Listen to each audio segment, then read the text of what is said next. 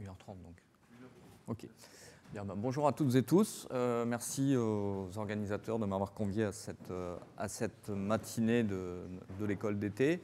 Alors effectivement, ma présentation sera assez introductive sur des problèmes d'adaptation du réseau électrique, du réseau de transport en particulier, au changement climatique. Donc merci à Philippe d'avoir largement et très bien introduit le sujet dans la première partie. Alors je vous préviens, moi je ne suis pas un mathématicien, donc il n'y aura pas d'équation dans ma présentation. Je ne crois pas qu'il y en ait une seule.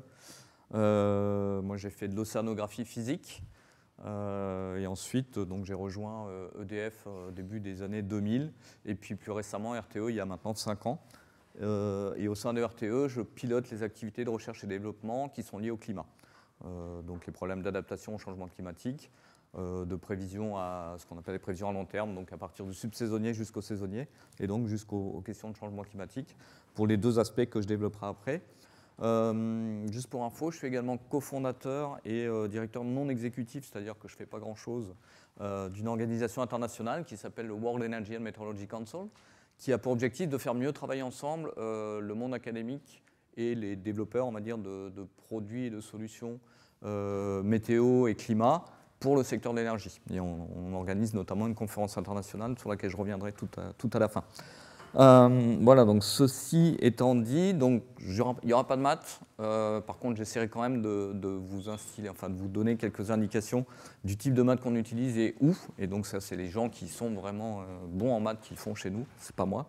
Mais j'essaierai aussi de vous faire un peu des liens avec la vraie vie et de vous faire sentir donc le fait qu'on a des problèmes qui peuvent se traduire en termes mathématiques, mais qui doivent aussi tenir compte d'un certain nombre de contraintes opérationnelles et de contraintes ce que j'appelle les contraintes de la vraie vie.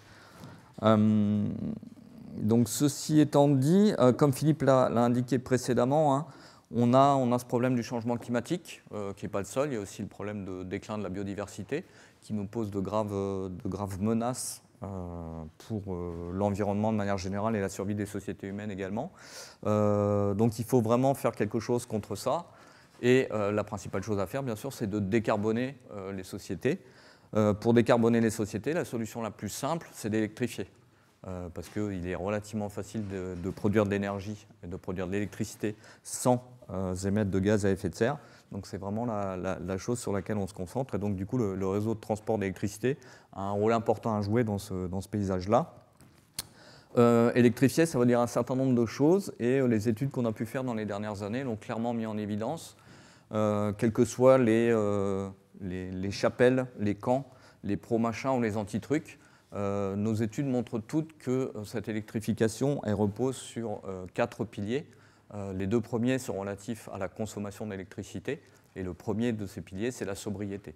C'est-à-dire qu'il faut arrêter de dépenser de l'énergie comme des cochons. L'énergie la plus propre, c'est celle qu'on ne consomme pas. Le deuxième pilier, c'est, comme Philippe l'a indiqué également, c'est l'efficacité énergétique. Et donc ça, c'est les évolutions de la technologie qui les permettent. On fait des appareils qui consomment de moins en moins pour un service rendu identique. Ça va continuer à se développer et c'est quelque chose qui est également important dans la décarbonation de l'industrie et dans la diminution des émissions de gaz à effet de serre. Et puis le dernier pilier, il repose sur une production qui soit décarbonée. Et la production décarbonée, c'est pour ça que je parlais d'anti-trucs et de pro-machin, la production décarbonée, c'est les énergies renouvelables bien évidemment, mais c'est aussi, qu'on le veuille ou pas, l'énergie nucléaire. Alors, je ne prêche pas pour ma chapelle, puisque RTE ne produit pas d'électricité, hein, je le rappelle, on est complètement dépendant d'EDF.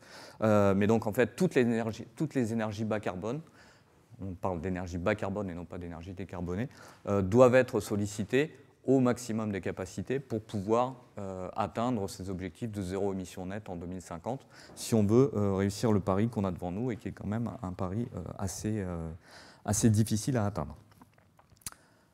Ce préambule étant fait, donc ce que je vais essayer de vous présenter aujourd'hui, c'est les impacts de la météo, du climat sur le réseau de transport électrique. Je vais peut-être redéfinir ce qu'est le réseau de transport pour ceux qui ne connaîtraient pas. Donc il est en gros le réseau de transport électrique, donc c'est toutes les lignes, hein, qu'elles soient aériennes ou souterraines, qui permettent d'acheminer l'électricité entre les moyens de production et puis les consommateurs finaux. Alors on parle de réseau de transport pour tout ce qui est la haute et la très haute tension, et donc à RTE on opère le réseau de 400 000 volts jusqu'à 63 000 volts. Donc ça, c'est la haute tension et la très haute tension. Et puis en dessous de ces niveaux de tension-là, c'est ce qui se passe au niveau des entreprises locales de distribution ou du distributeur historique qui est Enedis. C'est-à-dire, c'est tout ce qui se passe entre 63 000 volts et puis ce qui arrive dans les prises électriques ici dans cette salle ou chez vous, donc du 220 volts. Donc on peut voir le réseau de transport comme en gros les autoroutes du système électrique, et puis le réseau de distribution comme les départementales et puis les petits chemins vicinaux qui vont jusque chez les gens. Donc pour fixer un peu un ordre d'idée aussi, le réseau de RTE, c'est donc 63 000 à 400 000 volts. Aujourd'hui, ça représente à peu près 105 000 km de ligne, 2700 postes électriques et, si j'ai bonne mémoire, 260 000 pylônes répartis partout sur le territoire. Alors comment est-ce que le climat et la météo impactent le système électrique? Ça nous impacte dans nos deux grandes missions, qui sont d'une part le développement, la maintenance et l'investissement dans le réseau pour permettre de délivrer toute cette énergie aux clients finaux. Donc c'est ce qu'on appelle la résilience du réseau lui-même. Est-ce que le réseau est capable de supporter le changement climatique ou pas? Et si pas, comment on fait pour adapter le réseau existant? Comment on fait pour développer le réseau du futur de manière à ce qu'il soit résilient au changement climatique? Et puis notre deuxième activité, c'est une fois qu'on a un réseau, c'est de l'opérer pour fournir en temps réel l'électricité à chacun et chacune en France, que ce soit du gros industriel jusqu'au plus simple particulier que nous sommes toutes et tous. Donc ça, c'est ce qu'on appelle le supply-demand balance, ou l'équilibre offre-demande. On parle aussi de resource adequacy quand on fait des études de long terme pour voir si, dans le futur, le réseau sera capable d'opérer pour assurer cet équilibre offre-demande. Et donc, on a deux problématiques qui se posent à nous. D'une part, on a le changement climatique qui vient impacter le réseau lui-même et son fonctionnement, avec les changements de température, de régime de vent, de régime d'ensoleillement, etc. Et donc, pour répondre à ce problème-là, on développe beaucoup les renouvelables, qui sont une partie de la solution qui est indispensable dans le problème. Mais les renouvelables, par définition, sont variables en fonction des conditions météorologiques, donc de l'ensoleillement, du vent, des précipitations, etc. Et donc, plus on met de renouvelables dans un réseau, dans un système électrique, de manière à décarboner, et plus le climat évolue, plus on rend le réseau dépendant à la météo et au climat. Le réseau et le système électrique sont déjà dépendants de la météo et du climat. Demain, avec le changement climatique d'une part et avec l'accroissement des capacités installées en énergie renouvelable, cette dépendance ne va faire qu'augmenter. Donc il faut pouvoir la gérer, et c'est une partie des choses qu'on essaie de faire à notre niveau. Alors, d'un point de vue général, si on regarde un peu à quoi ressemble un système électrique, et là vous avez le système français, mais c'est à peu près partout pareil dans tous les pays, vous avez différents acteurs qui interviennent dans un système électrique. Donc tous les systèmes européens sont comme ça. Donc on a d'une part les producteurs d'électricité, donc par tous les moyens possibles et imaginables, que ce soit du thermique classique, donc charbon, gaz, du nucléaire, de l'éolien, du photovoltaïque, de la biomasse, de l'hydraulique, etc. Donc ensuite, vous avez le transport qui permet d'acheminer l'énergie à très haute tension vers les postes de distribution locaux qui vont ensuite venir alimenter les industries, les artisans et puis les ménages. Et tout ça définit un certain nombre d'acteurs. On ne va pas rentrer dans les détails aujourd'hui, ça sera peut-être le cas dans les exposés qu'il y aura sur les marchés d'énergie, j'imagine. Mais donc chaque acteur du système électrique est responsable de sa propre adaptation. Donc il n'y a pas quelqu'un qui se charge de tout, c'est RTE responsable de l'adaptation du réseau de transport, Enedis pour le réseau de distribution et chaque producteur individuellement. Alors je vais essayer de vous présenter un peu tout ça selon quatre axes. Alors, les deux principaux aspects seront les deux premiers. Là, on va d'abord parler des problématiques de resource adequacy, d'équilibre offre-demande. Ensuite, je vous parlerai de la résilience et de l'adaptation des infrastructures elles-mêmes. Je vous ferai un tout petit focus sur le changement climatique et les travailleurs, parce que c'est quelque chose d'important à prendre en compte quand on a donc RTE, c'est à peu près 9500 personnes, dont plus de 6000 sont sur le terrain tous les jours. Donc c'est aussi des gens qui sont impactés par le changement climatique dans leur travail au quotidien. Et puis je vous parlerai un petit peu de ce qu'on fait actuellement pour mieux prendre en compte ces problématiques de changement climatique dans nos études. Et si j'ai le temps, entre le 3 et le 4, j'ai même rajouté un petit bonus où il y aura un tout petit peu de maths.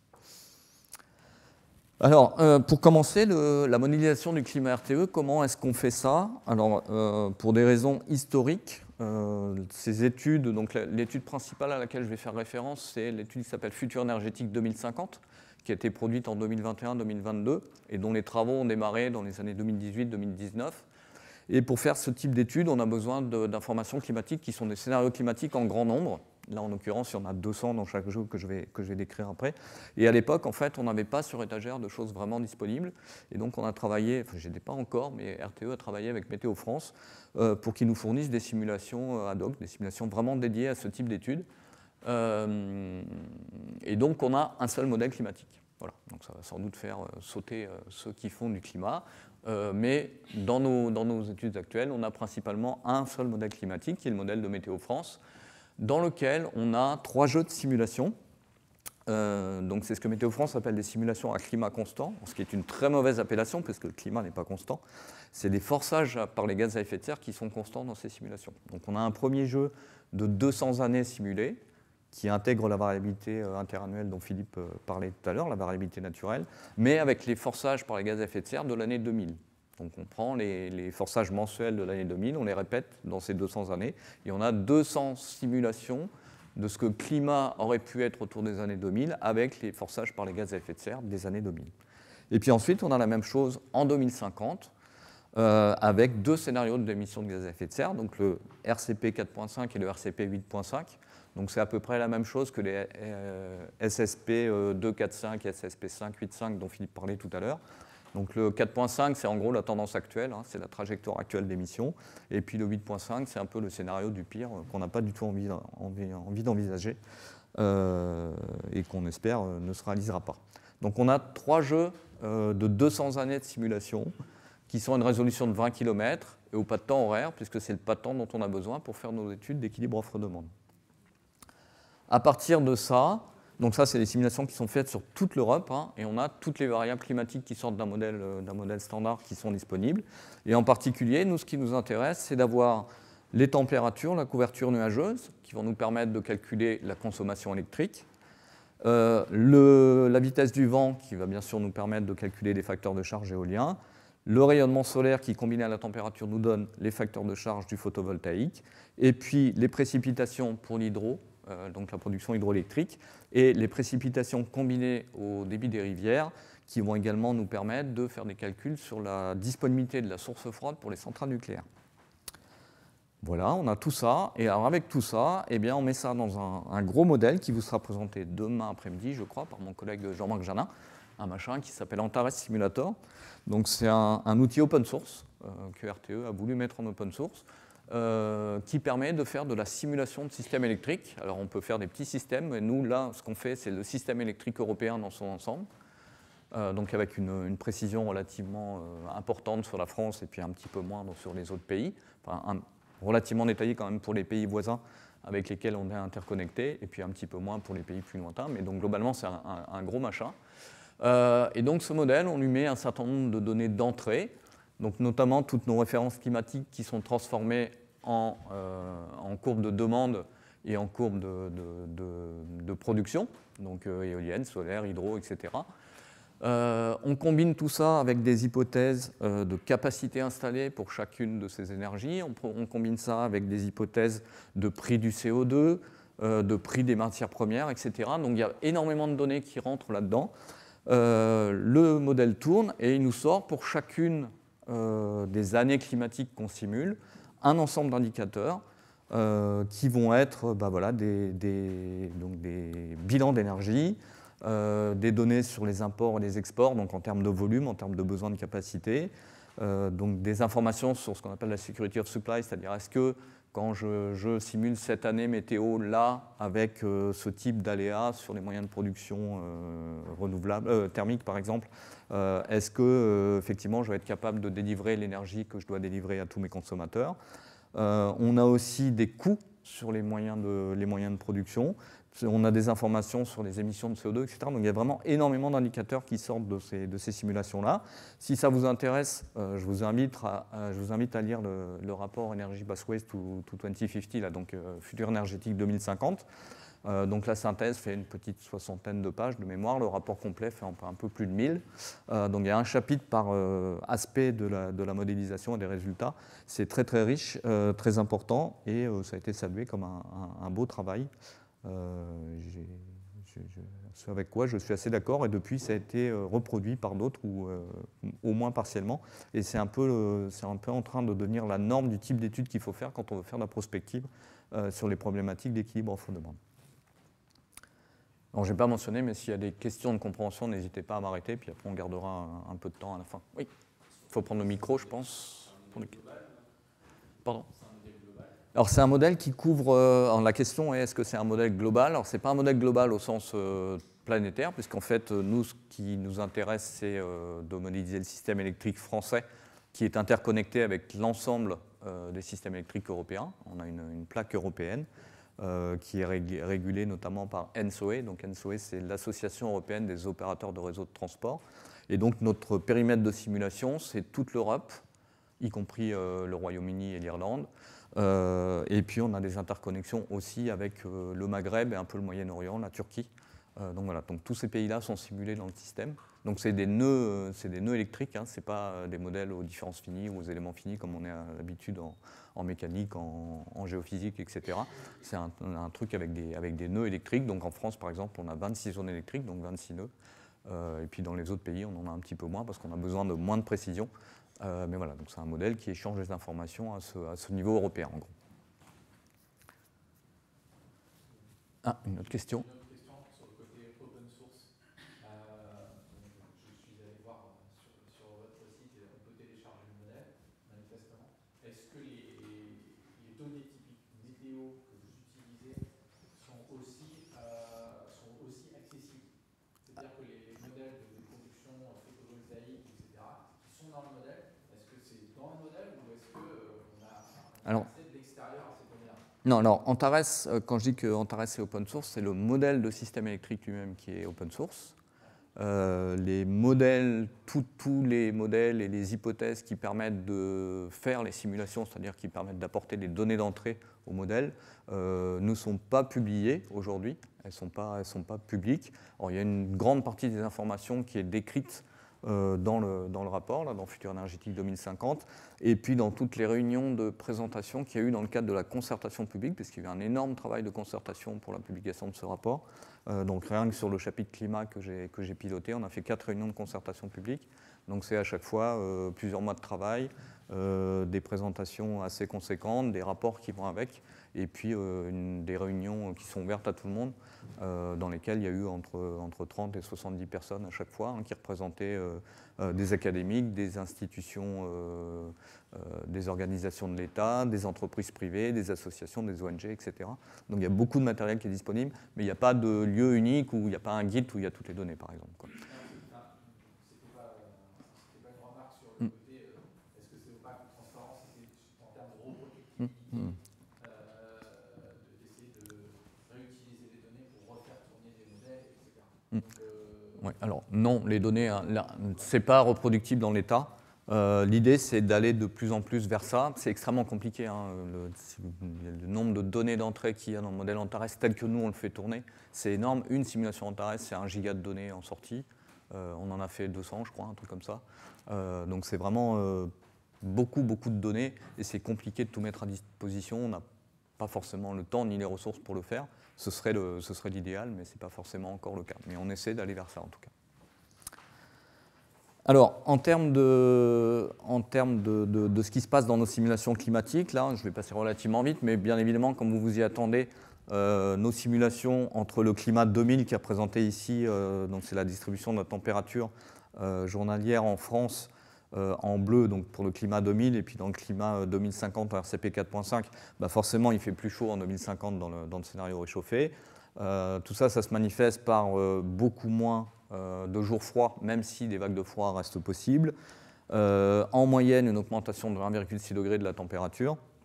De mémoire, on passe de 12,4 à 14, ou quelque chose comme ça. Et puis, surtout, on a des nouveaux extrêmes chauds qu'on ne rencontrait pas dans le futur. Et puis, un nombre de jours très chauds, c'est-à-dire avec une température moyenne journalière supérieure à 25 degrés, qui est multipliée par plus que 4. Donc on a des effets de température qui sont relativement importants. Et donc ça nous implique tout d'abord des impacts sur la consommation. Vous savez qu'en France, le chauffage, enfin la consommation électrique est très pilotée par le chauffage en hiver. On a beaucoup de chauffage électrique lié aux politiques des années 70-80. Donc cette augmentation de la température, en hiver, ça implique moins de besoins pour le chauffage. Par contre, en été, ça implique plus de consommation pour le refroidissement et pour l'air conditionné. Quand je dis refroidissement, c'est tous les besoins de froid industriel. Un entrepôt frigorifique, quand il fait plus chaud à l'extérieur, il consomme plus d'énergie pour maintenir sa température. Donc il n'y a pas que l'air conditionné qui joue là-dedans. Voilà pour ça. Donc on a un peu une réduction de la consommation en hiver, une augmentation en été. Le bilan qu'on avait, je crois qu'il était donc une augmentation nette, mais relativement modérée, parce qu'il y a une compensation partielle entre l'été et l'hiver. Si on regarde un peu plus sur les extrêmes, vous avez ici à gauche les fameuses bulles de Météo France pour les vagues de chaud, les vagues de froid. Donc vous avez en abscisse, c'est la durée de la vague de froid en bas ou de la vague de chaud en haut. Et puis en ordonnée, c'est la température donc minimale pour les vagues de froid ou maximale journalière pour les vagues de chaud en haut.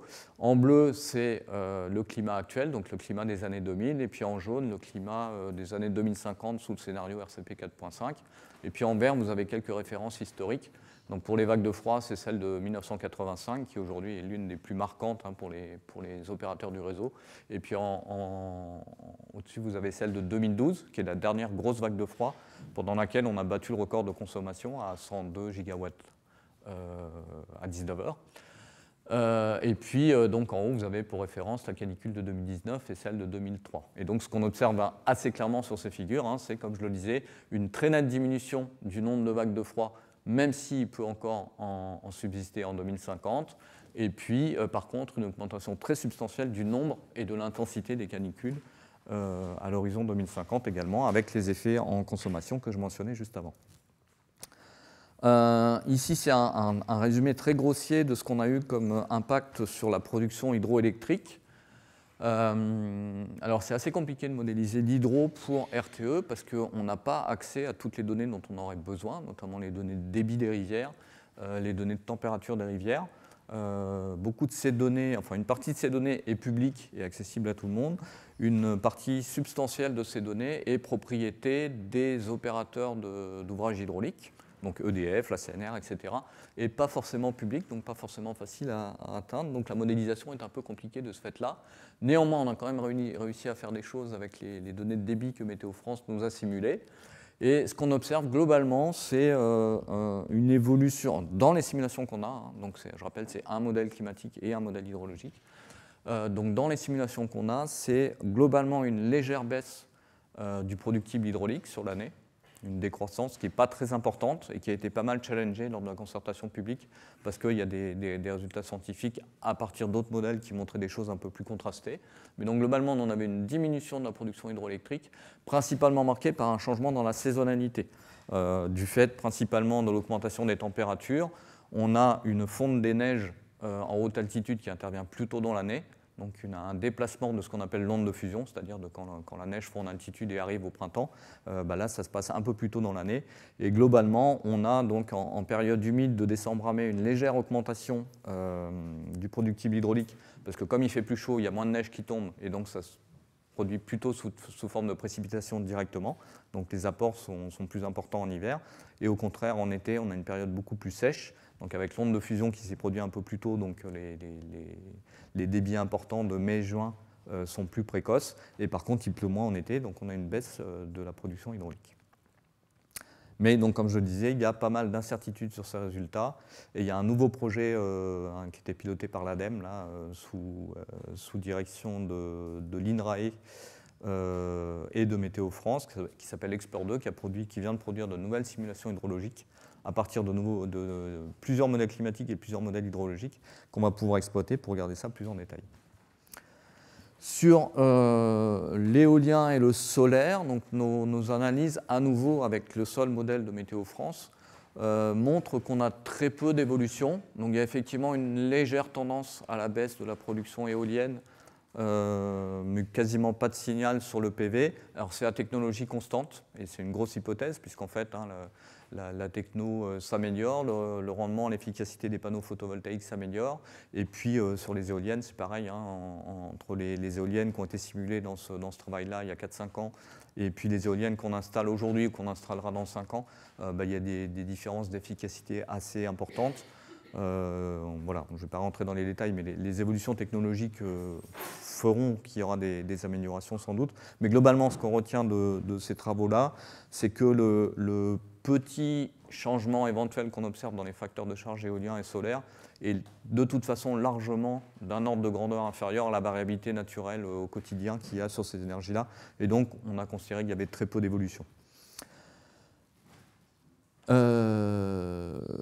contre, une chose qui est nette, c'est que sous l'effet combiné du changement climatique, du réchauffement en particulier, donc de l'augmentation des températures d'une part, et de l'augmentation de la puissance installée en énergie renouvelable et particulièrement en éolien, la nature des risques auxquels le système électrique sera soumis demain va changer. Aujourd'hui, hein, typiquement, on a un parc de production et un parc de consommation qui dépendent fortement de la température, et notamment des températures froides en hiver, à cause du chauffage électrique.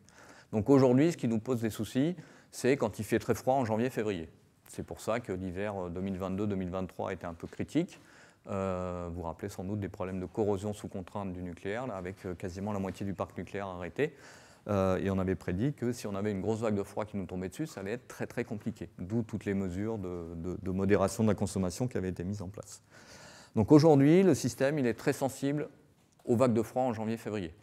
Demain, donc à l'horizon 2050, l'augmentation des températures fait qu'on aura sans doute moins de vagues de froid, donc on sera moins exposé à ce risque-là. Par contre, on va avoir beaucoup plus d'éoliens installés. Et donc, quand il n'y a pas de vent, l'éolien, ça ne produit pas ou ça produit moins. Et avec beaucoup de dépendance de la satisfaction de la consommation à l'éolien, on va être plus exposé au risque d'absence de vent ou de manque de vent ou de période de vent faible. Or, le vent sur une année, je ne sais pas si vous connaissez bien son cycle, mais en général, la climatologie du vent, hein, c'est maximal en janvier-février. Et puis après, le reste de l'année, ça diminue avec un minimum en été. Et donc ça veut dire notamment en octobre, novembre, un peu moins en décembre, et puis en mars, le vent souffle moins fort qu'en janvier, février. Donc demain, sous l'effet combiné de l'augmentation de la température et de l'augmentation de la puissance installée en éolien, les zones critiques, enfin les périodes critiques de risque, elles vont s'étendre. Au lieu d'être centrées sur janvier, février, elles vont aller de novembre à mars, en gros. Et ce ne sera pas dû uniquement à des vagues de froid, mais à des vagues de froid peut-être un peu moins intenses qu'aujourd'hui, mais qui seront combinées à de l'absence de vent. Donc ça, c'est typiquement ce qu'on a quand on a des périodes dites anticycloniques, donc quand on a un gros anticyclone là, qui se cale sur le nord de l'Europe et sur la France, où on a en général des conditions de vent relativement faibles, combinées à du froid, pas forcément très intense, mais à du froid sensible quand même. Voilà, donc la nature des risques va changer demain. Laurent, j'ai une question. On ne voit toujours pas apparaître de risques en été, même en 2050, à l'échelle de la France, ou à l'échelle de l'Europe, par exemple. J'y reviens dans 2 slides, si tu permets. Philippe. Merci. La question portait sur l'apparition de risques en été. Moi, je veux revenir plutôt sur l'hiver, en fait. A priori, les vagues de froid extrême, comme on les connaît, on va dire même maintenant, même si elles sont déjà, vont devenir beaucoup moins fréquentes, mais pas forcément inexistantes, en fait. Donc, quand tu as marqué pic de conso, j'ai une question justement. Est-ce qu'on peut se retrouver avec, au contraire, un système électrique, on va dire, qui va intégrer une diminution en moyenne de la consommation énergétique, mais qui va devoir répondre en fait à des pics de conso qui pourraient être aussi importantes qu'actuellement, et pour lesquels peut-être on va avoir besoin de pilotables de moins en moins sollicités et du coup économiquement moins viables. Oui. Alors, tu as raison de le mentionner, Philippe. Alors, dans ces figures-là, celle du bas, là, sur les vagues de froid, on voit qu'en 2050, il y en a beaucoup moins, mais ça, c'est dans le scénario RCP 4.5 et c'est un modèle climatique. En fait, nos travaux actuels, et j'en reparlerai vers la fin de l'exposé, se concentrent sur l'utilisation de plusieurs modèles climatiques parce qu'il y a des incertitudes avec ces modèles. Et donc là, dans les 200 années simulées pour le RCP 4.5, On n'a pas de vague de froid plus forte que celle de 1985. Dans les simulations RCP 8.5, on en a une. On a une vague de froid qui est plus méchante que la grosse verte là. Donc effectivement, la question se pose de savoir comment on dimensionne le système électrique. Est-ce qu'il doit être capable de pallier à toutes les situations possibles et imaginables, sachant qu'on a des incertitudes sur ce qu'on modélise en termes climatiques. Et après, c'est un problème de coût et d'acceptabilité. Aujourd'hui, le système électrique, il est dimensionné sur un truc qu'on appelle le risque 1%, qui en gros se traduit dans les faits par qu'en espérance, on ne doit pas être défaillant, c'est-à-dire qu'on doit on ne doit pas être en dehors de l'équilibre production égale consommation plus de 3 heures par an. Ça, c'est un critère, c'est un peu le Graal et le machin qui est gravé dans le marbre depuis très longtemps. Si on veut garder ça en système futur, avec le changement climatique, avec la décarbonation, avec toutes les évolutions liées et nécessaires à la transition énergétique, on n'est pas sûr que ce soit le critère le plus pertinent qui soit, parce qu'il risque de nous coûter très très cher. Après, il y a le problème de l'acceptabilité politique, citoyenne, etc., de ce type de critères. Est-ce qu'on est prêt à accepter qu'au lieu d'avoir en espérance 3 heures de coupure par an, au lieu d'avoir ça, on en ait 5 ou 10, si ça nous coûte X% de moins ensemble à la collectivité, quoi. Voilà, donc il y a toutes ces considérations-là à prendre en compte. Oui. Ça, c'est, je ne suis pas expert dans cette question qui m'intéresse depuis longtemps. Si on veut autoriser un risque un peu, si on veut diminuer le risque, c'est-à-dire de passer de 10 heures de risque de coupure du réseau par an à 3 heures par an, ça va coûter plus cher, d'accord, mais ça veut dire quoi? Concrètement, on va faire quoi si on veut diminuer le risque? On va construire des nouvelles centrales alors, en fait, c'est... Ouais, alors, éoliennes, ouais, donc aujourd'hui, le critère, c'est 3 heures par an. Hein, et donc, l'idée, c'est de dire, est-ce qu'il ne faut pas passer à 10 heures ou à une autre valeur, quoi. Donc, il y a des réflexions là-dessus. Donc, c'est des réflexions qui n'engagent pas que RTE, hein, c'est tous les acteurs. Et effectivement, en fait, après, les outils qu'on a, les modèles qu'on a, permettent d'évaluer différentes possibilités. Il y a le fait de construire de nouvelles centrales, mais alors lesquelles il faut construire et quel est l'optimum économique. Il y a la possibilité de renforcer le réseau pour avoir plus de solidarité entre pays. Typiquement, si on a une absence de vent sur l'Europe de l'Ouest, mais qu'il y en a à l'Est, si on a suffisamment d'interconnexions, donc des lignes suffisamment grosses, on peut importer de la production des autres pays. Et donc tout ça, ça a des coûts qui sont différenciés, qui sont différents et qu'il faut essayer de regarder de manière probabiliste, en fait, pour essayer d'estimer quelles sont les meilleures solutions au moindre coût pour la collectivité. Et il n'y a pas le coût CO2. Le coût, c'est le coût au sens euro. Si, dans les simulations avec Antares, là, on a le coût CO2 qui est intégré. Ouais. Voilà, alors ça, c'est juste une carte des anomalies de température à droite et de vent à gauche sur une journée. Non, c'est des composites. Donc la carte moyenne des situations dans lesquelles on a des problèmes d'équilibre offre-demande en climat futur, donc en 2050, dans un des scénarios qu'on a étudiés, et on voit clairement que les cas où on risque d'avoir des problèmes d'équilibre offre-demande, c'est des cas où on a des écarts moyens à la température, donc des anomalies de température de l'ordre de -4 à -6, voire -8 degrés sur la plupart de l'Europe, sur la majeure partie de l'Europe, combiné à des écarts relatifs de moyenne du vent, donc une absence de vent assez prononcée, en particulier sur toute la zone Europe du Nord, Manche et mer du Nord, donc avec un impact sur l'éolien offshore qui produira beaucoup moins dans ce type de situation-là. Voilà, donc ce type de situation, c'est ce qui va nous embêter demain. Vous noterez au passage que sur le vent, l'anomalie de vent est moins importante sur l'Espagne et le Portugal, voire sur l'Italie, la Grèce. Donc ça veut dire que si on met beaucoup d'éoliens dans ces zones-là, y compris en Méditerranée, en offshore, ça peut pallier en partie le problème. On a... Oui. C'est par rapport à l'ensemble des jours d'hiver. Donc c'est les jours où on avait de la défaillance dans nos simulations Antares par rapport à l'ensemble des jours. Des 200 années simulées. On a 200 années simulées et on regarde pour les 200 fois 30 jours de l'hiver. Les 200 fois 90 jours de l'hiver, pardon. On a regardé également quel risquait d'être le problème de disponibilité de la source froide donc pour le refroidissement des centrales nucléaires. Alors aujourd'hui, les centrales nucléaires ont toutes des contraintes réglementaires qui sont liées soit au débit de la rivière, soit à la température absolue de la rivière, soit à l'écart de température entre l'amont et l'aval de la rivière. Vous savez que, hormis pour ceux qui ont des aéroréfrigérants consomment quand même un peu d'eau, mais ceux qui sont en circuit qu'on dit ouvert, donc qui puisent de l'eau dans la rivière, ça sert à refroidir le système de génération de vapeur et on rejette de l'eau un petit peu plus chaude dans la rivière. Ce qu'on a montré, c'est quelque chose qui est très dur à modéliser parce que donc chaque centrale a des spécificités propres et les données disponibles pour faire du machine learning là-dessus, elles sont très très rares. Il n'y en a pas beaucoup, les historiques sont courts, on remonte au mieux à 2015. Donc c'est assez compliqué à faire. Mais néanmoins, ce qu'on a pu montrer, c'est qu'à technologie identique, donc avec les technos qu'on a aujourd'hui et avec les mêmes contraintes réglementaires dans le futur, on aura, du fait de la diminution des débits d'été et puis de l'augmentation des températures d'air et donc des températures d'eau, on risque d'avoir des indisponibilités des moyens de production nucléaire en été à l'horizon 2050. Donc voilà pour Freddy pour la réponse à ta question. Donc ça, c'est notre analyse à techno identique, à réglementation identique. Ce que nous disent les exploitants, donc EDF principalement, c'est qu'il existe des solutions technologiques pour pallier ces problèmes de débit et de température.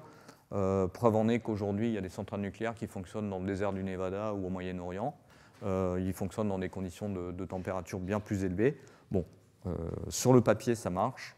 Après, on verra.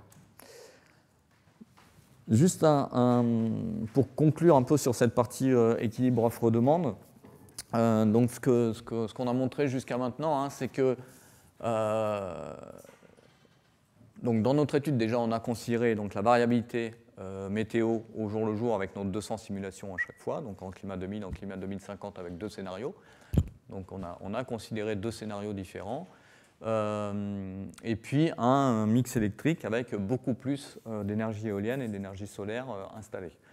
Donc on a un certain nombre d'incertitudes dans ces études-là. Donc je vous l'ai mentionné en particulier sur l'hydroélectricité, parce qu'on n'a qu'un modèle climatique et un modèle hydrologique. Et puis on n'a pas pris en compte non plus dans cette étude-là, on n'avait pas vraiment d'hypothèse valable à retenir sur les potentiels conflits d'usage de l'eau.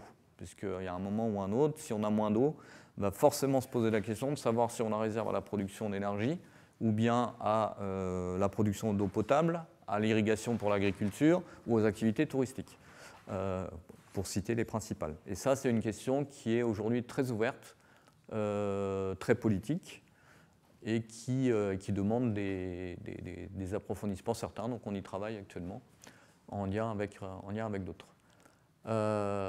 Et puis, on n'a pas considéré non plus dans cette étude-là, qui était vraiment orientée équilibre offre-demande, les problèmes d'impact du changement climatique sur les infrastructures elles-mêmes, sur leur capacité de fonctionnement. C'est 2 problèmes qu'on a pris de façon dissociée pour l'instant. Mais donc, néanmoins, avec tout ça, ce qu'on a pu montrer dans cette étude-là, c'est qu'en 2050, il est tout à fait possible d'adapter la France vers la neutralité carbone, donc en particulier d'adapter le système électrique pour relever ce défi de la neutralité carbone. Mais que pour faire ça, il faut développer les ressources renouvelables aussi vite que possible et dès maintenant à leur maximum, au maximum de ce qu'on peut faire. Et quel que soit le scénario qu'on considère, je ne l'ai pas mentionné, mais on a regardé les différents scénarios de capacité installée en renouvelable ou avec du nouveau nucléaire, etc. Je ne suis pas rentré dans les détails parce que ça nous emmènerait trop loin.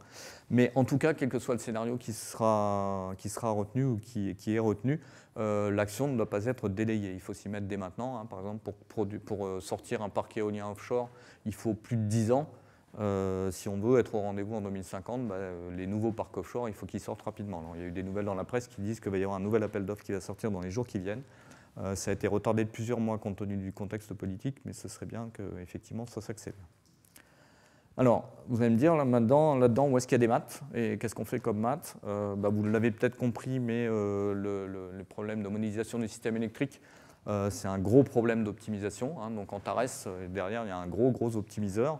Donc à la fois, on optimise le système d'un point de vue physique, mais aussi d'un point de vue de ce qu'on appelle l'Economical Viability Assessment, donc l'optimisation économique du machin. Donc notamment, hein, quand on voit qu'il y a un problème d'équilibre offre-demande, il y a des boucles d'interaction, enfin de rétroaction, qui disent bah là, on n'a pas assez de production, il faut mettre de la production. Donc la question, c'est où est-ce qu'on met la production et quel type de production on met. Et c'est un gros problème d'optimisation pour minimiser les coûts, les émissions de CO2, les coûts de développement réseau qui vont derrière, parce que si on met une centrale au gaz à Strasbourg, ce n'est pas la même chose que si on met 2 parcs offshore en Méditerranée et puis en Manche.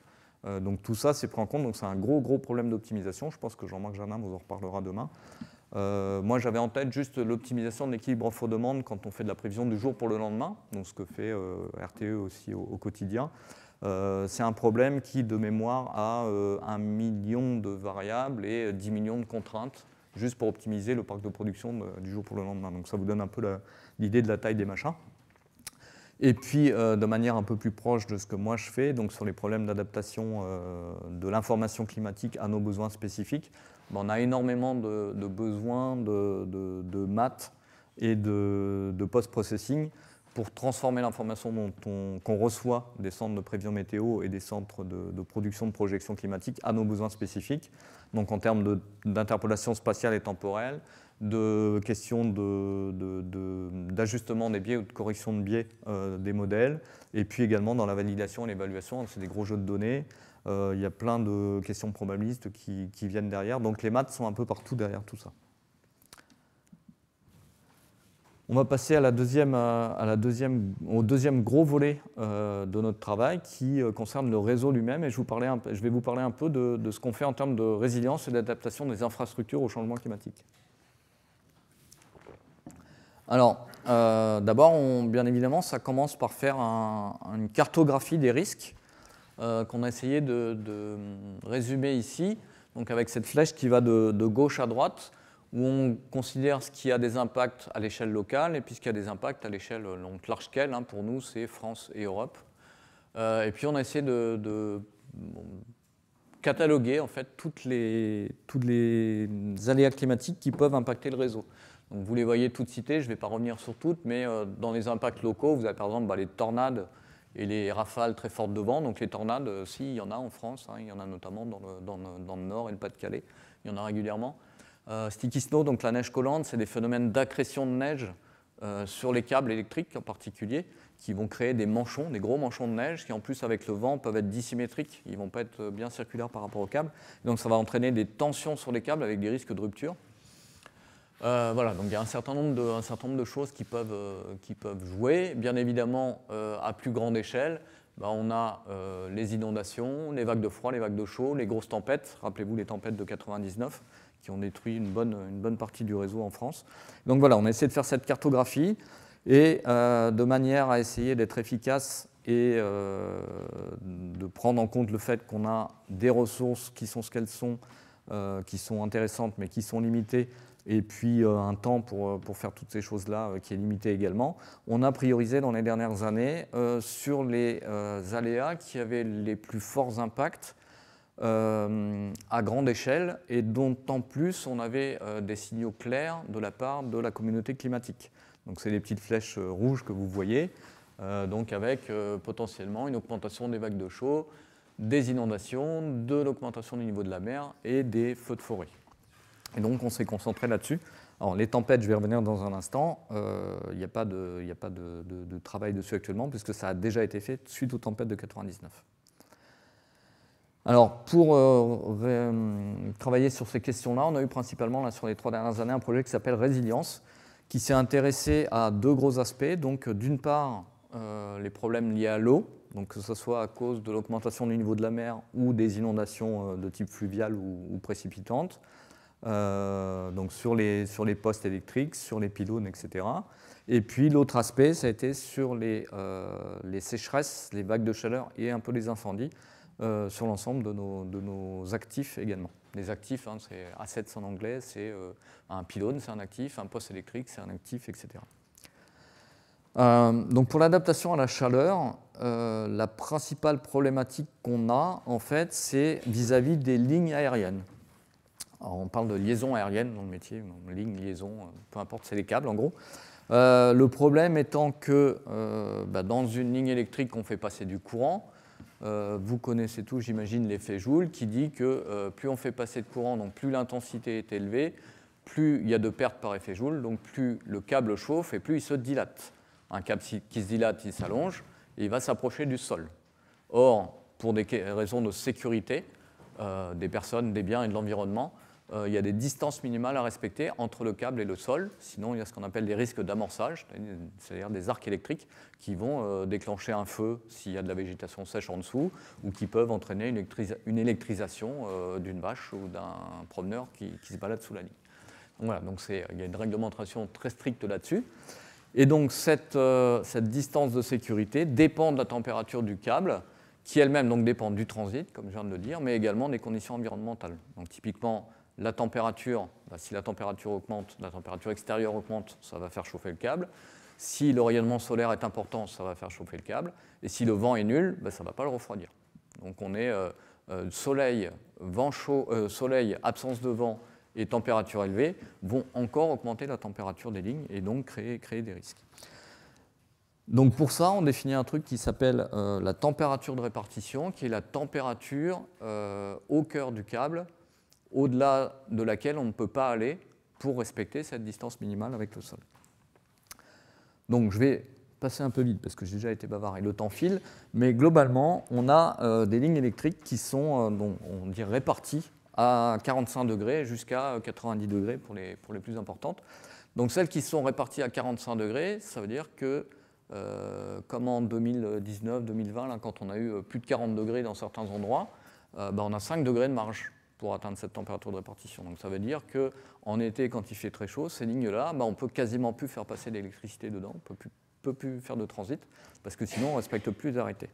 Donc en fait, toutes ces lignes-là, depuis quelques années, là, entre juin et septembre, on réduit leur transit de façon systématique pour éviter ces problèmes-là. Je passe un peu rapidement sur les détails. Mais globalement, donc les études qui ont été faites dans ce projet résilience là, ont amené à une décision du directoire, donc le top management de RTE, pour que toutes les nouvelles lignes soient réparties à 85 degrés, c'est-à-dire qu'on prend une bonne marge de manœuvre. Donc aujourd'hui, la température de référence pour le dimensionnement des lignes, c'est 85 degrés. Pour le 400 kV, c'est même 90 degrés. Il y a juste quelques exceptions où on pourra descendre jusqu'à 75. Alors c'est pour des lignes qui ne sont pas très chargées. Une ligne pas très chargée, c'est une ligne qui est souvent une ligne de secours dans un schéma régional qui n'est pas utilisée à 100% de sa capacité tout le temps. Donc on peut se permettre d'avoir des petites marges de manœuvre pour celle-là. Voilà. Mais donc un des résultats de ces travaux de résilience, ça a été de définir cette nouvelle température de répartition pour les nouvelles lignes construites ou pour celles qu'on réhabilite au fur et à mesure du temps. Sur les incendies, je vais être assez rapide également. Donc vous avez tous entendu parler dans la presse des gros incendies qu'il a pu y avoir en Californie, mais aussi dans le nord-est des États-Unis, dans l'Oregon, dans l'État de Washington. Il y en a eu beaucoup au Canada. Et puis plus près de nous, il y en a eu aussi énormément en Espagne, au Portugal, en Grèce, en Italie aussi. Et puis chez nous, en 2022, on y a eu droit également. Je ne sais pas si vous vous souvenez, mais on a eu des incendies non seulement dans le sud-est, là où on y est habitué, mais il y a eu des Landes qui ont été très massivement impactées. Il y a eu des incendies jusqu'en Bretagne, aussi paradoxal que ça puisse paraître. Il y en a eu dans le Jura, il y en a eu dans le Nord. Donc c'est un phénomène qui, avec le changement climatique, donc avec l'augmentation des températures et des problèmes de sécheresse qui peuvent être concomitants, est amené à se développer de façon assez intensive en Europe de manière générale, mais également en France. Et donc on a un certain nombre de questions à résoudre de ce point de vue-là. Donc historiquement, on a assez peu de données en fait en France parce que c'était pas forcément bien collecté. Alors dans le sud-est aussi, parce que c'est quand même la région la plus touchée. Mais donc aujourd'hui, on est dans une démarche de collecte systématique des informations avec analyse de tous les feux qui peuvent se produire à proximité de nos lignes ou de nos pylônes pour savoir si c'est un feu qui a entraîné des problèmes sur la ligne. Donc en gros, quand il y a un feu qui passe sous une ligne, on est obligé de couper l'alimentation électrique de cette ligne-là pour que les pompiers puissent intervenir en sécurité. Donc ça peut être un incendie qui nous impacte, mais ça peut être aussi le réseau électrique qui est à l'origine d'un incendie. Typiquement, un oiseau qui va se prendre un arc électrique par un défaut d'isolateur ou un truc comme ça et qui tombe sur une prairie un peu sèche en été, ça peut causer un départ de feu. Voilà, donc il y a diverses raisons. Et donc RTE peut être victime des incendies, mais aussi à l'origine de ces incendies, ce qui est quand même pas majoritairement le cas. Hein. C'est plutôt les incendies qui viennent nous impacter. Oui. On a une idée de combien de feux RTE cause par an? Alors non, j'ai pas de chiffre en tête. C'est ce qu'on essaie d'établir, mais c'est assez peu, je crois. Et en plus, c'est des incendies qui sont assez vite circonscrits parce que la plupart du temps, c'est lié à un défaut d'isolateur, un problème matériel. Et donc, on a plein de systèmes d'alerte automatique sur nos lignes. Donc, ça déclenche des alertes et très vite, on peut identifier ce qui se passe, où ça se passe et intervenir très rapidement.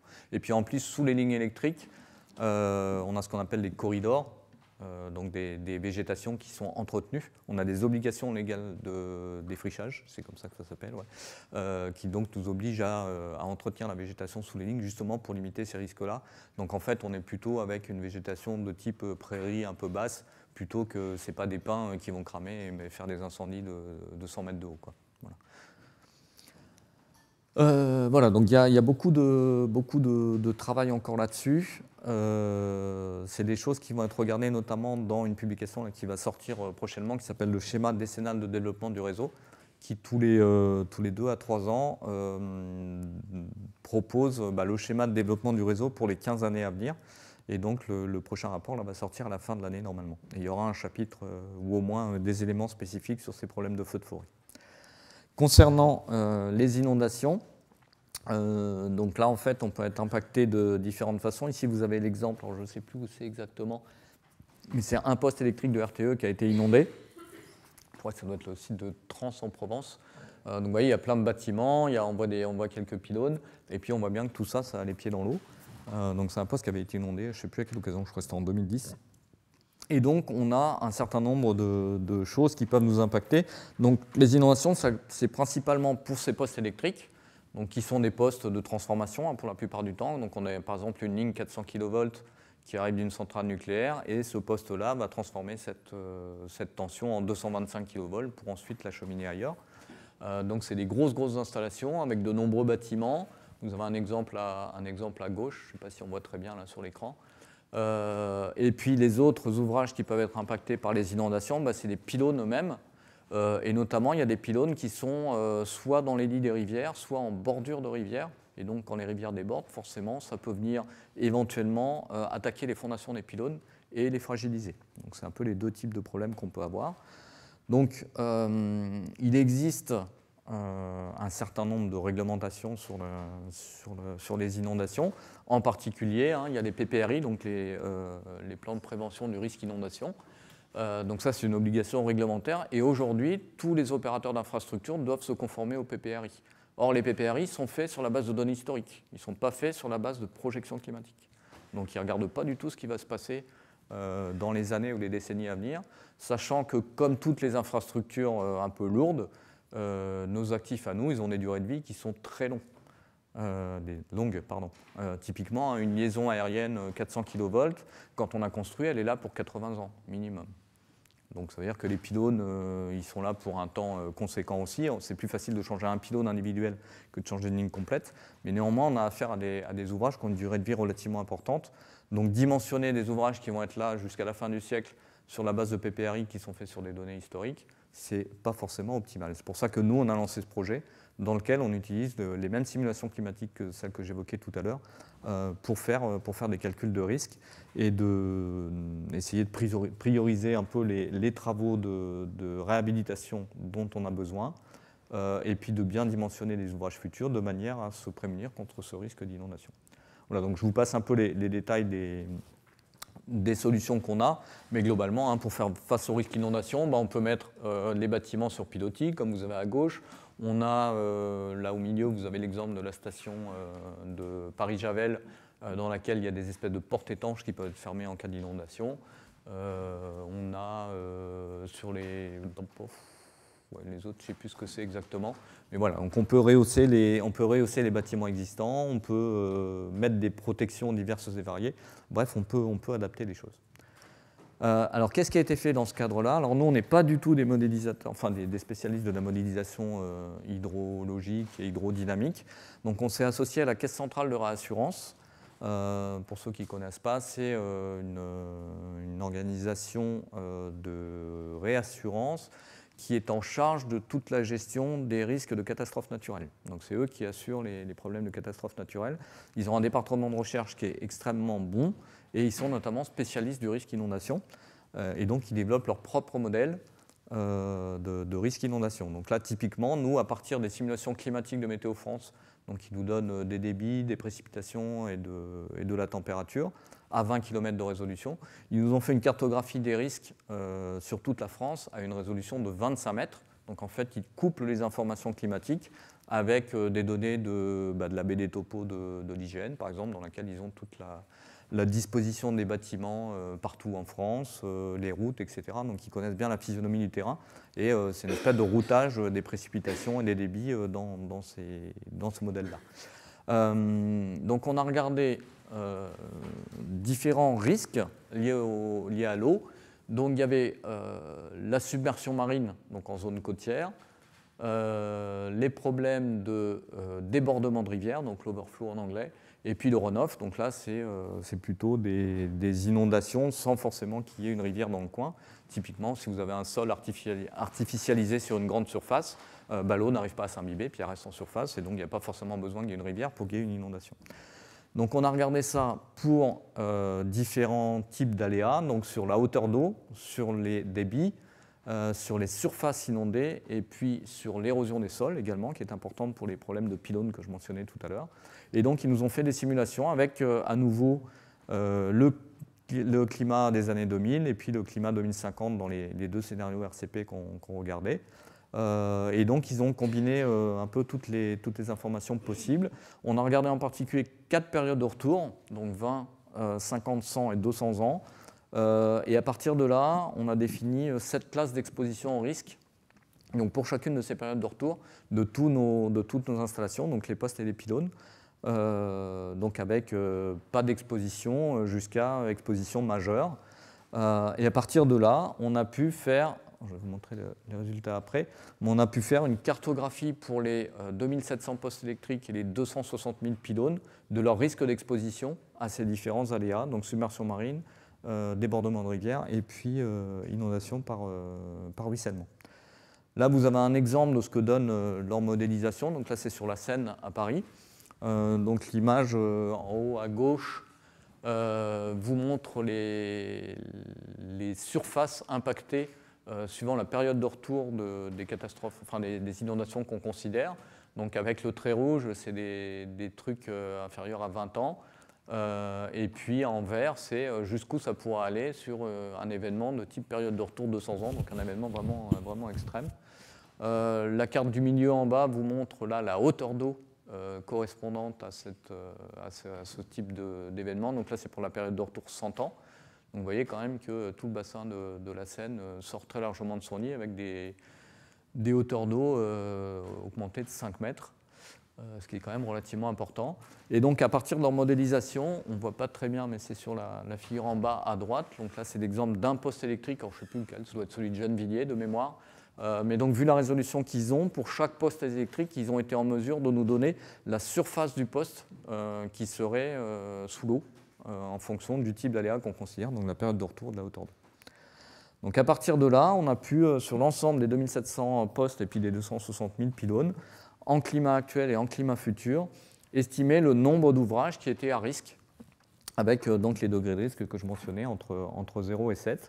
Et donc tout ça, c'est toujours en cours d'analyse et d'exploitation, et ça va faire l'objet de traitements qui vont être commentés dans le rapport que je mentionnais, là, dans le schéma décennal de développement du réseau, pour évaluer derrière, l'idée c'est d'évaluer les coûts que ça représente en termes d'adaptation, donc pour mettre en sécurité les postes les plus à risque et les pylônes les plus à risque, en fonction de trajectoires financières, de trajectoires économiques et de disponibilité de ressources pour le faire. Bien évidemment, l'idée de la cartographie, c'est d'identifier quels sont les actifs les plus à risque vis-à-vis du problème d'inondation lui-même, et de combiner ça avec la criticité de chacun de ces ouvrages-là pour le fonctionnement du réseau. Si on a un ouvrage qui est très très à risque, mais dans une zone où il y a peu de sollicitation du réseau, où il y a éventuellement une ligne de contournement qui permet de faire en sorte qu'un problème sur ce nœud-là ne pose pas de problème pour le fonctionnement électrique, va être moins priorisé qu'un poste électrique dans Paris qui serait soumis à un risque extrême, par exemple. Laurent, oui. Tout à l'heure, tu montrais tu as parlé du projet Explore 2, par exemple, en lien avec les précipitations à l'échelle nationale, et tu as souligné le fait qui est bien connu que c'est très difficile de faire des projections pour tout ce qui est hydrologie. Il y a beaucoup d'incertitudes. Est-ce que là, dans les 2 ou 3 derniers transparents que tu as montrés, il y a le même type d'incertitude? Et comment est-ce que vous en tenez compte? Alors, donc, comme je l'ai dit tout à l'heure, on a derrière ça, il n'y a qu'un modèle climatique, un modèle hydrologique. Donc, c'est modèle climatique et hydrologique de Météo France. Donc, on n'a qu'une vision de ce que peuvent être les inondations à cette échéance-là. Donc, effectivement, il y a une incertitude là-dessus. Donc, on n'a pas de multimodèle, ni climatique ni hydrologique. Donc, c'est une faiblesse de l'approche. Il faut quand même avoir en tête que le développement des modèles climatiques par Météo France a pris beaucoup de temps. Le travail de la CCR, là, c'est l'équivalent de 3 personnes pendant 1 an et demi. Donc c'est quand même un travail assez considérable. Et si on voulait multiplier ça avec le nombre de enfin, je sais pas, 3-4 modèles climatiques, 3-4 modèles hydrologiques, ça prendrait un temps assez considérable, sachant qu'ils ont quand même des moyens de calcul très très conséquents. Donc il y a effectivement cette incertitude qui reste, qui prédomine, et qu'on essaie de prendre en compte par contre dans l'interprétation des résultats qu'on fait et la priorisation qu'on fait aussi derrière. Voilà, donc à partir de ces informations-là, on a l'estimation des risques physiques eux-mêmes, on croise ça avec les conséquences sur le fonctionnement du réseau électrique en lui-même, que ce soit en termes d'investissement ou de réparation. Et puis à partir de là, donc, on va faire des propositions pour la sécurisation des postes électriques et des pylônes dans le schéma décennal de développement du réseau qui va sortir bientôt. Donc je vais passer là-dessus. Voilà, et donc en termes d'adaptation, si on résume aujourd'hui avec les études qu'on a faites, donc on a quand même une vision assez claire de comment il faut dimensionner les nouvelles lignes électriques aériennes pour qu'elles puissent passer les problèmes de chaleur dans le futur. Donc les nouvelles lignes seront dimensionnées à 85 degrés, et puis on a un ordre de priorisation des lignes existantes pour les réhabiliter, pour les améliorer en fonction du calendrier, des matériaux disponibles, des budgets, etc. Sur les feux de forêt, donc il y a des travaux qui sont encore en cours pour mieux les cartographier, mieux les étudier. Et puis on regarde aussi les projections futures de risque d'incendie en Europe, notamment avec les données du programme Copernicus. Et puis donc sur les inondations, je viens d'en parler. Donc on a une priorisation des travaux nécessaires sur le parc existant de pylônes et de postes. Et puis, bien sûr, les ouvrages futurs seront dimensionnés pour prendre en compte ces risques et ces incertitudes liées aux inondations dans le futur. On a encore un certain nombre de choses à faire qui, bien évidemment, ne sont pas finies. Il y a une question notamment qui nous taraude un petit peu, c'est la question de la dilatation-rétractation des argiles, dont vous avez peut-être déjà entendu parler, notamment en Mayenne et dans cette région-là. Il y a énormément de problèmes. Quand il fait sec puis humide avec des grosses chaleurs, les argiles dans le sol se changent de volume assez facilement. Et c'est en Mayenne notamment, il y a de très très gros problèmes sur les habitations, avec des fissurations très importantes. Aujourd'hui, on ne sait pas dire si nous on est impacté par ce phénomène-là. A priori, non. Mais néanmoins, ça demande de s'y pencher. On a des incertitudes aussi sur les impacts des poussières et des vents qui apportent du sable du Sahara, parce que ça se dépose sur les isolateurs des pylônes. Les isolateurs, vous savez, c'est les machins verts qu'il y a de chaque côté des pylônes. Et ça peut baisser leur efficacité, on va dire, ou bien même causer des dommages, mais c'est extrêmement difficile à modéliser. Donc voilà, c'est le genre de choses qu'il faut qu'on regarde aussi. Et puis sur les câbles souterrains, donc aujourd'hui, je ne l'ai pas détaillé là, mais nos études montrent qu'a priori l'augmentation de la température qui met un certain temps avec l'inertie à se propager dans le sol, ne nous impacte pas aujourd'hui parce qu'on a des marges de manœuvre suffisantes, hein, sachant qu'un câble souterrain comme un câble aérien, il chauffe. Donc cette chaleur dans le sol, il faut pouvoir l'évacuer. Il y a des réglementations aussi. On ne doit pas avoir plus de X degrés en plus à telle distance du câble dans le sol. Aujourd'hui, notre modèle nous dit que c'est plutôt satisfaisant et qu'on n'a pas de risque dans les décennies à venir. Néanmoins, notre modèle il n'est pas parfait parce qu'il prend en compte que la température et pas l'humidité du sol. Or, on sait tous qu'un sol plus sec dissipe moins bien la chaleur. Donc, on est en train de travailler notamment avec l'IPSL et avec le LMD sur cette question de modélisation de la température dans le sol et de la capacité thermique des sols. Voilà. Laurent, oui. Est-ce qu'il y a des risques aussi associés aux câbles sous-marins? Je pense par exemple aux éoliennes qu'on va raccorder. Alors, les risques des câbles sous-marins en termes climato-océanaux, voilà. Aujourd'hui, il y a très peu de données sur l'augmentation des températures de la mer sous la surface, puisqu'enfin la plupart des parcs, hein, les câbles sont posés au fond, voire enfouis dans les sédiments. Il va y avoir quelques câbles flottants, flottants pas en surface, mais en subsurface, notamment pour les plateformes offshore. Mais dans les deux cas, en fait, on a très peu de données sur l'évolution future des températures de la mer sous la surface. On est quand même dans l'eau de mer en Atlantique, on est entre 17 degrés quand il fait très chaud en surface et puis 6-7 degrés au fond. Donc ça refroidit quand même plutôt bien par rapport à l'air, donc il y a assez peu de problèmes a priori. Par contre, ce qui nous inquiète un petit peu, c'est les zones d'atterrage des câbles, c'est-à-dire c'est quand le câble arrive à la Terre et puis qui rejoint la station de conversion qui est un petit peu plus loin, notamment sur la façade atlantique avec les problèmes d'érosion du trait de côte. Donc c'est des choses qu'on regarde notamment avec France Énergie Marine via un projet collaboratif qu'on a avec eux. C'est des choses qui demandent à être regardées effectivement parce qu'il y a des zones notamment dans les Landes où le trait de côte recule de 30 mètres parfois en une année au gré des tempêtes. Donc c'est quelque chose qu'il faut regarder de près et on regarde ces questions-là aussi. Voilà, donc j'essaie de vous balayer un panorama qui est forcément incomplet mais qui vous donne un peu les principales choses qu'on fait. Donc où est-ce qu'il y a des maths dans tout ça? Je vous ai remis l'adaptation d'information climatique, mais c'est la même que tout à l'heure, donc je ne la recommande pas. Sur les problèmes de dimensionnement et d'adaptation, hein, clairement, on a des questions liées aux extrêmes. Alors, soit les extrêmes climatiques en eux-mêmes, donc qu'est-ce que c'est qu'une tempête extrême, qu'est-ce que c'est qu'une canicule extrême, etc. Mais on ne parle pas seulement d'extrêmes en termes météorologiques, nous on parle plutôt d'événements à fort impact. On peut très bien avoir un impact très fort sur le système électrique sans pour autant avoir un événement climatique très fort. Et je reviens à ce que je disais tout à l'heure, la combinaison d'une vague de froid, même modérée, avec un vent faible, c'est un événement à fort impact pour nous. Voilà, donc il y a les deux dimensions à retenir.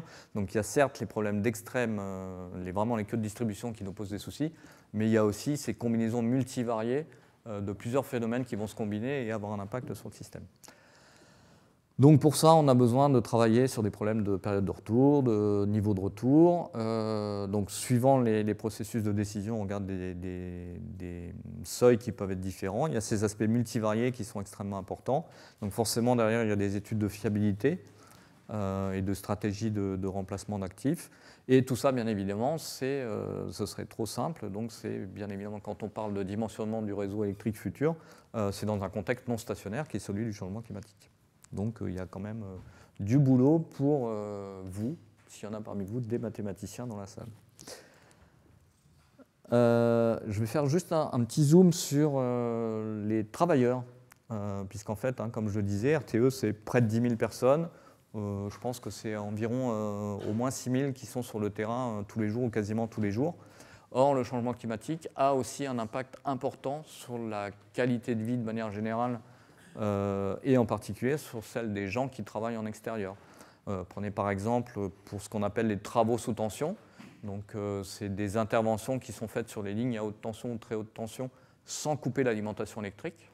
Et c'est une composante importante de notre maintenance ou nos interventions sur panne, parce que si à chaque fois qu'il y a une intervention à faire, il fallait couper toutes les lignes sur lesquelles on intervient, on aurait quand même des problèmes d'alimentation. Donc il y a des tas de travaux qui se font sous tension, c'est-à-dire qu'on ne coupe pas l'électricité dans les câbles, et les travailleurs interviennent néanmoins. Donc c'est des gens qui font de la haute voltige, qui sont vraiment très bons. Et pour ça, ils ont des équipements particuliers. Donc ils ont une combinaison, on appelle ça la combinaison TST, pardon. Alors c'est pas une combinaison de cosmonautes, mais ça s'y apparente un petit peu de par le volume et l'inconfort qu'elle génère.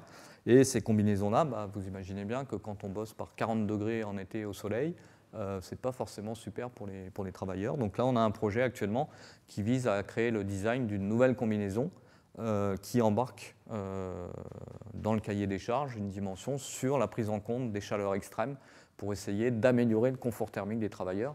Et bien évidemment, rassurez-vous, quand il fait 40 degrés, ils n'interviennent pas. On les fait travailler plutôt tôt le matin ou en soirée. On n'est pas en régime d'esclavage, bien évidemment. Mais globalement, on essaie quand même de travailler sur tous ces vêtements, donc ces équipements de protection individuelle, qui sont utilisés par les gens sur le terrain pour travailler dans des conditions supportables.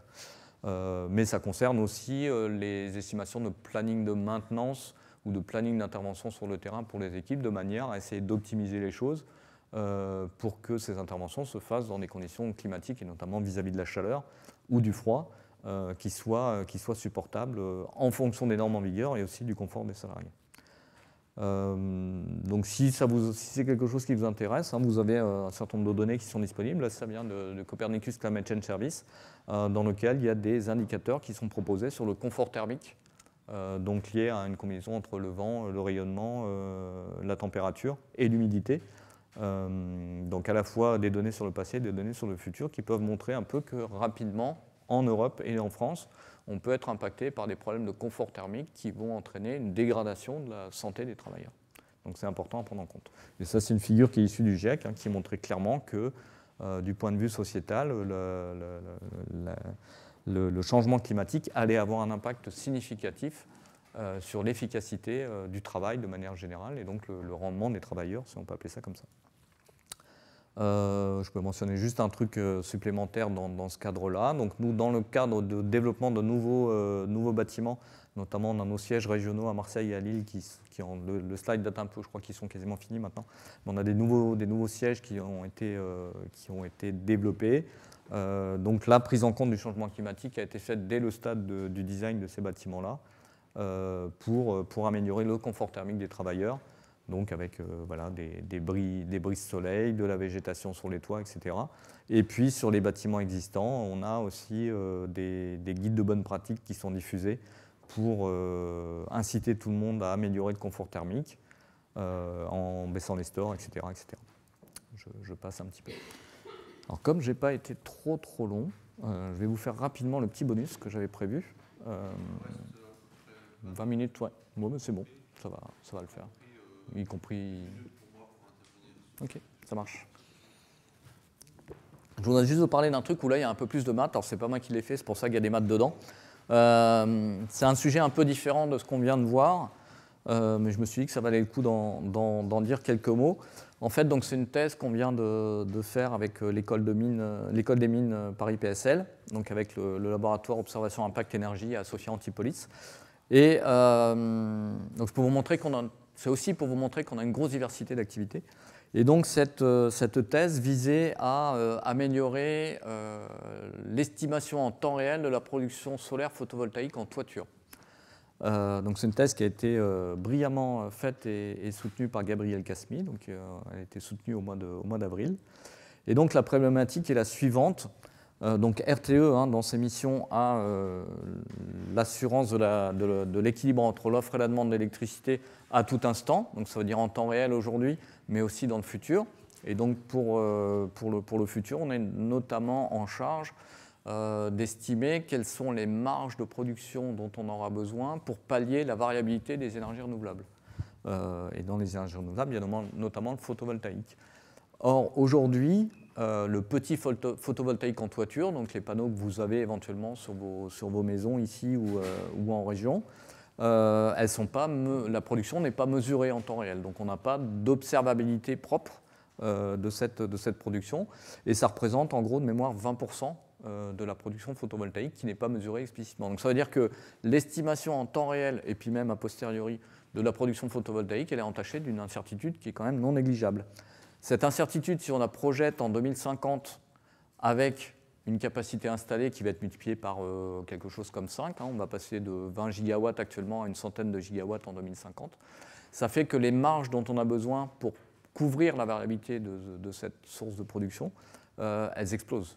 Et ça veut dire qu'en termes de coûts, ça explose aussi. Donc on a vraiment un besoin d'améliorer l'observabilité du PV en temps réel et en temps différé. Voilà, donc c'est juste pour vous montrer voilà, dans le futur énergétique 2050 comment la production PV, enfin la capacité installée PV devrait augmenter dans le futur. Alors, donc les objectifs de la thèse, c'était de caractériser le parc PV en toiture, le rooftop PV, et pour ça de construire un registre en fait de ces installations, et puis d'utiliser ce registre pour estimer mieux estimer la production de ce PV en toiture. Donc pour ça, à partir du moment où on a le parc lui-même avec toutes ses caractéristiques, on prend des données de température, des données de rayonnement, un modèle de conversion en énergie photovoltaïque, et on estime une production. Ce n'est pas la partie la plus dure du job. Donc pour... Oui. Non, alors c'est une limite de l'étude, c'est qu'on n'a pas d'autoconsommation, mais Gabriel fait un postdoc avec nous actuellement et il va s'y attaquer. Voilà. Donc en fait, voilà, le problème qu'on a, c'est le manque d'informations sur ces petites installations PV, et c'est le cas dans la plupart des pays. Alors ça a été étudié depuis un certain temps, et notamment le truc un peu fondamental, ça s'appelle Deep Solar, donc c'est un modèle et une base de données qui ont été développés aux États-Unis. Donc ça vise en gros l'approche, qui est celle que Gabriel a utilisée aussi, ça vise à utiliser des images aériennes à haute résolution, des techniques de deep learning, donc des réseaux de neurones convolutifs, pour aller identifier sur les images, aller discriminer si on a des panneaux, si on n'a pas de panneaux, et puis essayer de déduire leurs caractéristiques. Le problème de ce truc-là, c'est que donc il faut des bases d'entraînement relativement importantes pour entraîner les modèles de réseaux de neurones, et ils sont exposés à ce qu'on appelle le problème du domain shift, c'est-à-dire qu'un modèle entraîné sur les États-Unis, quand on le développe sur l'Allemagne ou sur la France, ses capacités, sa fiabilité diminue énormément. Typiquement, pour le modèle Deep Solar, là, il a été adapté à l'Allemagne, donc il a été recalibré sur l'Allemagne avec des images en Allemagne. Il y avait un F-score qui était, donc le F-score, c'est à peu près ce qui, pour faire vite, c'est ce qui donne le taux de succès par rapport au taux d'échec, plus ou moins, le taux de bonne détection, on va dire. Donc en Allemagne, le modèle avait un F-score de l'ordre de 0,9 de mémoire. Quand on le prend tel quel et qu'on le rapplique juste sur des images en France, on tombe à 0,4. Donc on a une très très grosse perte de fiabilité. C'est ce qu'on appelle le problème du domain shift, qui est lié principalement au fait qu'on utilise le modèle sur un domaine sur lequel il n'a pas eu d'apprentissage, donc en particulier sur des problématiques de détection de panneaux solaires en toiture. On a des caractéristiques architecturales en France qui sont différentes de celles de l'Allemagne, et ça suffit à fausser complètement le modèle. Mais un autre problème peut venir des conditions d'acquisition, donc typiquement si on n'a pas le même type d'appareil photo ou de résolution sur l'Allemagne, sur les images allemandes et sur les images françaises, ça dégrade aussi les résultats.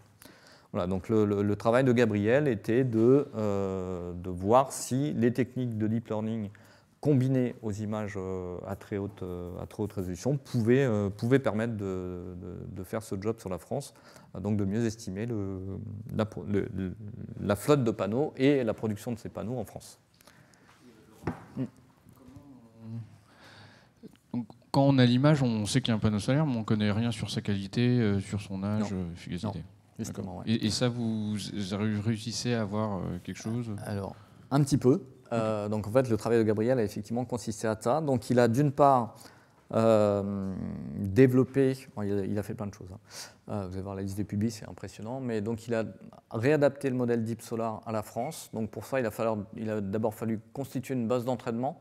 Donc, il y a une association qui s'appelle BDPV qui recense volontairement de la part des producteurs les panneaux, donc en gros c'est leur localisation, la surface installée, la puissance installée. Des fois il y a l'orientation et l'inclinaison, mais pas toujours.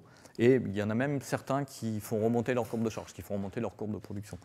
Et donc à partir de ça, Gabriel a fait une campagne de crowdsourcing qui a très bien marché, et on a réussi à identifier sur des images aériennes Google et IGN 23 000 installations, je crois. Donc c'était la première campagne, c'était les gens allaient sur les images et cliquaient s'il y avait un panneau. Puis dans un deuxième temps, on a pris toutes les images sur lesquelles ils avaient cliqué, il y avait un panneau, on leur a demandé de tracer les polygones. Voilà, donc on a eu une super base d'apprentissage pour faire ça. À partir de là, donc il a réadapté Deep PV Mapper donc qui est le modèle qui est sur la figure à droite, là, donc là, il y a une clusterisation de segmentation, identification de polygones, etc., qui permet d'aller sur des images, aller identifier si oui ou non il y a un panneau photovoltaïque. Et derrière, il a aussi développé avec un stagiaire un algo qu'on appelle, je ne sais plus comment, j'ai oublié son nom, ça m'échappe, mais l'algo permet de caractériser les panneaux.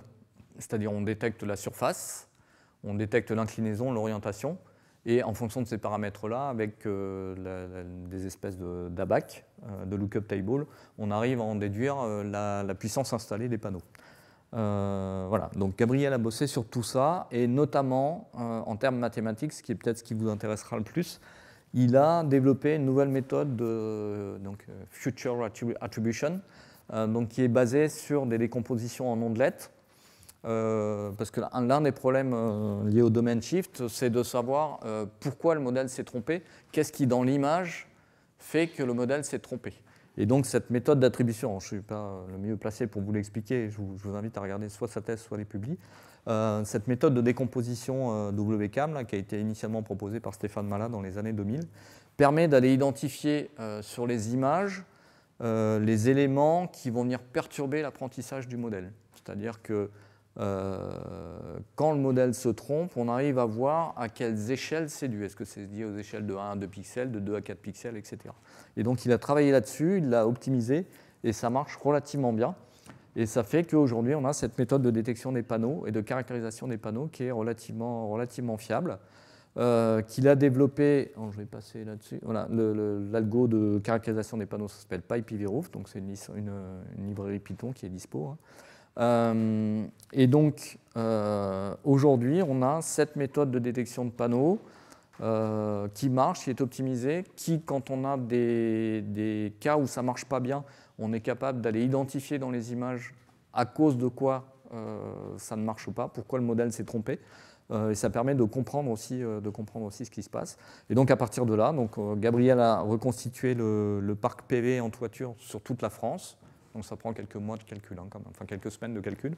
On a les caractéristiques des panneaux, on a tout ce qu'il faut, et en passant ça dans un modèle d'estimation de la puissance produite, on arrive à quelque chose qui nous donne une erreur qui est de l'ordre de 10%. Alors, ça reste élevé, mais néanmoins, l'intérêt de ça, c'est que c'est fiable à l'algo près. C'est-à-dire qu'on a une erreur de prévision à la fin, mais on sait que c'est une erreur algorithmique. Donc elle est systématique et à peu près partout la même.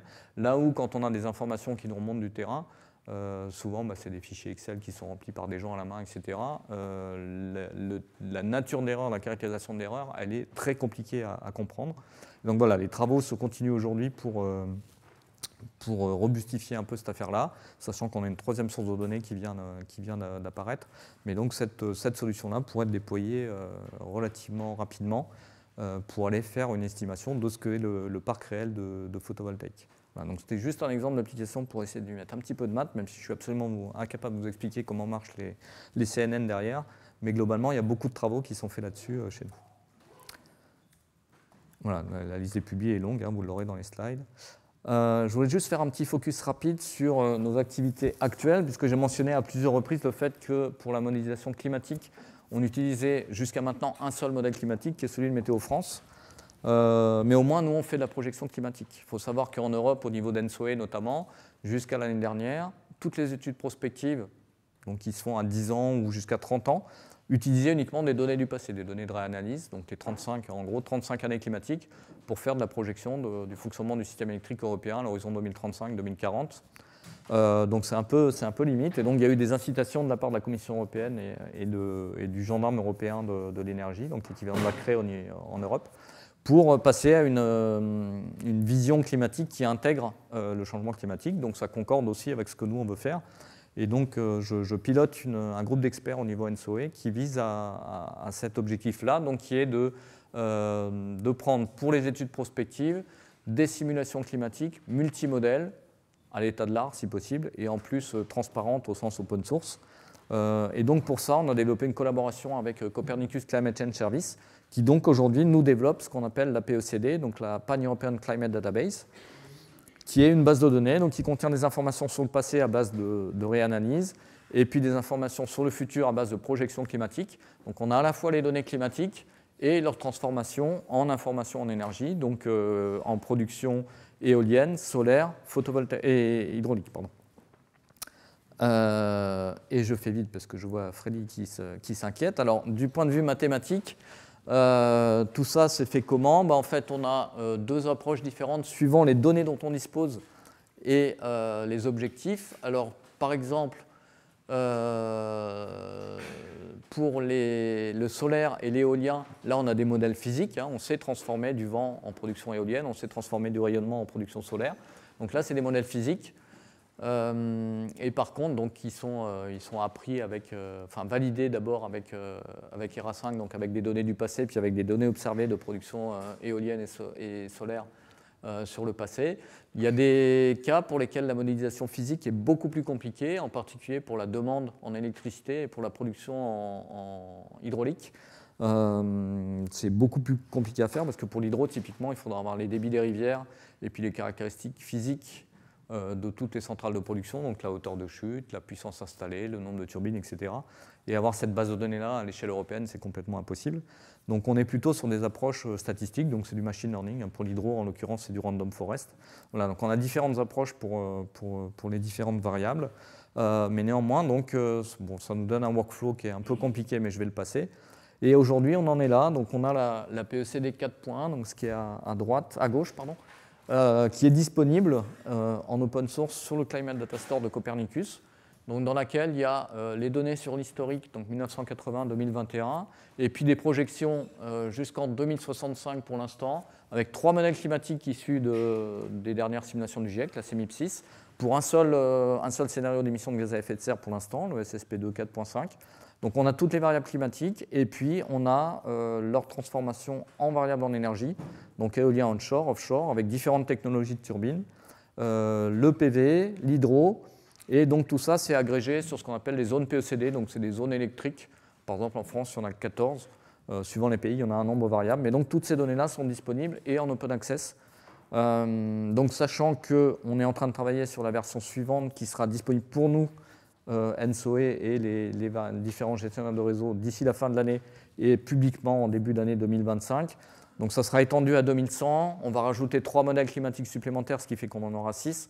Et puis on va ajouter aussi 3 SSP différents, donc le 1.2.6, le 3.7.0 et le 5.8.5. Et puis surtout, il va y avoir aussi une correction de biais supplémentaires sur les vents, parce qu'on a une modélisation des facteurs de charge qui n'est pas complètement satisfaisante aujourd'hui, donc il y aura une amélioration là-dessus. Et donc ça, ce sera disponible au premier semestre 2025. Voilà, le résumé, je vais le passer vite. Donc, je vous rappelle juste ici les deux types d'études qu'on fait, principaux. Donc les problèmes d'équilibre offre-demande et les problèmes de résilience des infrastructures. Donc les maths, en fait, elles sont partout chez nous. Je passe aussi rapidement. Ce que je voudrais mentionner, par contre, c'est que bien évidemment, on ne fait pas ça tout seul. L'équipe climat RTE, c'est 4 permanents, dont 2 sont arrivés cette année. 2 doctorants, dont un est au fond de la salle, et puis un prestataire, donc c'est 6-7 personnes en moyenne. C'est clair qu'à nous 7, on ne peut pas faire tout ce que je viens de montrer là, donc ça repose sur un écosystème de partenaires qu'on apprécie beaucoup, avec qui on travaille très très bien. Donc il y a le ONC que je mentionnais tout à l'heure, il y a Copernicus, il y a Météo France, France Énergie Marine, les mines et l'IPSL. Je l'ai mis trop petit parce que c'est un des principaux. Et on est très friand de collaboration avec l'externe, que ce soit du monde académique ou des centres de recherche équivalents aux nôtres. Voilà. Merci beaucoup, Laurent. Et puis j'arrête là, je vous laisse lire la fin.